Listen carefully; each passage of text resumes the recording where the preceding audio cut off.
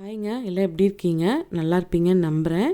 இன்றைக்கி வந்து கருவாட்டு குழம்பு, மொச்சை கருவாட்டு குழம்பு தான், பச்சை மொச்சை கருவாட்டு குழம்பு தான் செய்கிறேன்.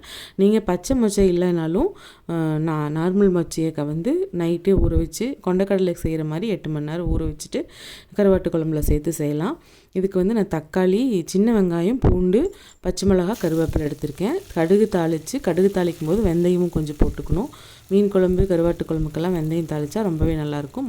நம்ம நார்மலாகவே புளிக்குழம்புகளுக்கு வெந்தயம் போட்டால் நல்லாயிருக்கும். இப்போ எண்ணெயில் வெங்காயம், பூண்டு, கருவேப்பிலை, அது கூட இஞ்சி பூண்டு பேஸ்ட் ஒரு ஸ்பூன் எடுத்து வச்சுருந்தேன், அது போட்டு தக்காளியும் போட்டு நல்லா வதங்குறதுக்காக கொஞ்சம் நேரம் மூடி வைக்கிறேங்க.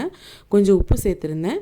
அப்புறம் இப்போ வந்து மல்லித்தூள், மஞ்சள் தூள், 2 ஸ்பூன் மிளகாத்தூள் போட்டிருக்கேன். மல்லித்தூள் 1 ஸ்பூன் போட்டிருக்கேன். நீங்கள் காரத்துக்கு தகுந்த மாதிரி சேர்த்துக்கலாம். அதுக்கப்புறம் குழம்பு மிளகாத்தூள் போடுறேங்க. குழம்பு மிளகாத்தூளும் ஆட் ஆகி நல்லா அந்த பச்சை வாசனை போனதுக்கப்புறமா பச்சை மொச்சை எடுத்து நான் போடுறேன். பச்சை மொச்சையும் நல்லா சுருளை வதக்கிக்கணும். வதக்குனதுக்கப்புறம் நம்ம காய்கள்லாம் கத்திரிக்காய், இது கூட நான் மாங்காய் மட்டும் ஸ்கிப் பண்ணியிருக்கேங்க.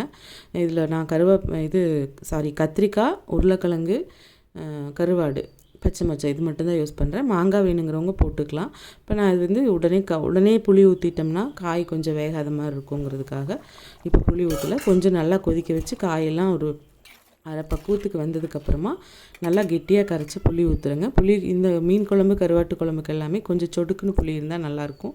அதனால் கொஞ்சம் அதிகமாக தான் ஊற்றிருக்கேன். இப்போ நல்லா தேவையான உப்பு போட்டு உப்பெல்லாம் செக் பண்ணிட்டு மூடி வச்சுக்கோங்க. நல்லா எல்லாம் வெந்து அந்த எண்ணெய் பிரிஞ்சு வர்றப்போ இறக்கிக்கலாம். நம்ம இது கருவாட்டு குழம்பு ரெடி ஆயிடுச்சுங்க. இந்த கருவாட்டு துண்டு போடும்போது நம்ம சுடுதண்ணியில் ஊற வச்சு போடுறதுனால ரொம்ப நேரம் வேகணும்னு அவசியம் இல்லை. நம்ம சேனல் பிடிச்சிருந்தால் லைக் பண்ணுங்கள், ஷேர் பண்ணுங்கள், கமெண்ட் பண்ணுங்கள். மறக்காமல் சப்ஸ்கிரைப் பண்ணிக்கோங்க. தேங்க்யூ.